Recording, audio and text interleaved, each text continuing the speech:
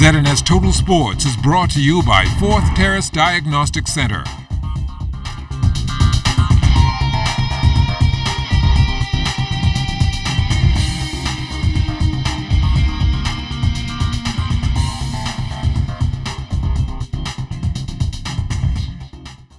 Good evening, Bahamas. Welcome to sports.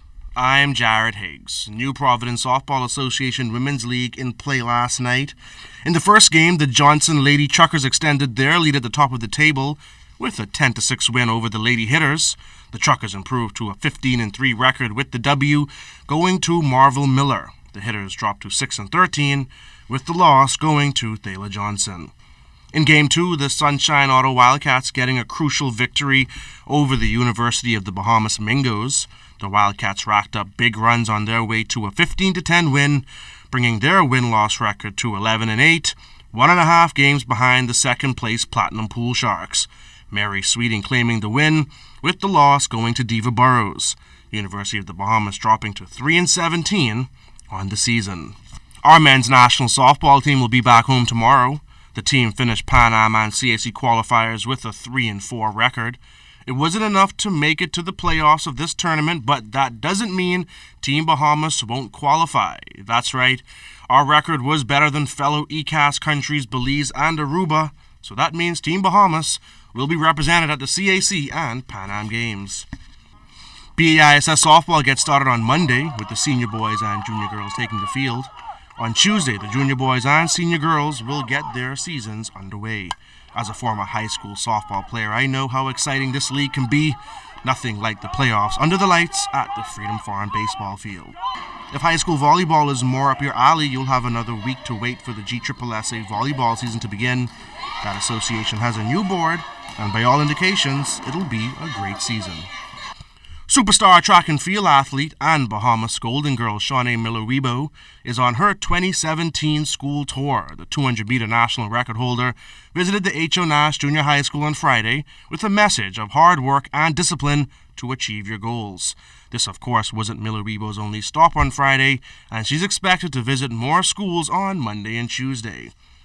Yesterday, we showed you our top play of the week, and today we'll highlight the top athlete of the week. Taking us back to softball, that honor goes to Sherman Ferguson of the Bahamas men's national softball team. He went long for Team Bahamas on 3 occasions, including what would end up being the game-winning run over Panama.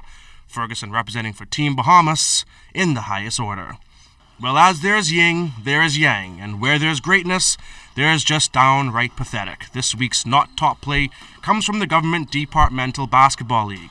Sandilands Rehabilitation Center taking on the Bamboo Shack Cybots.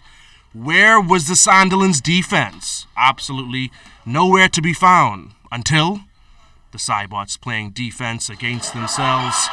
Well, they couldn't stop themselves. They won this one by a final score of 117-54.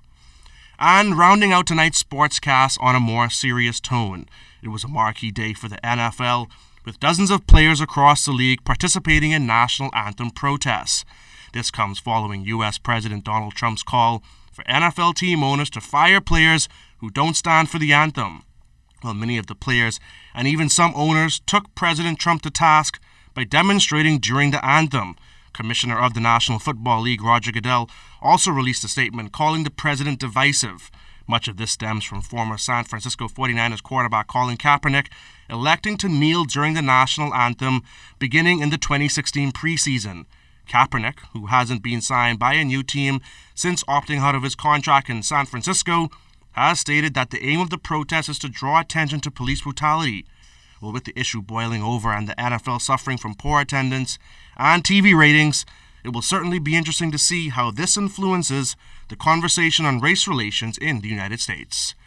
And that'll do it for sports. Once again, I'm Jared Higgs. Stay tuned. A check on weather is still to come.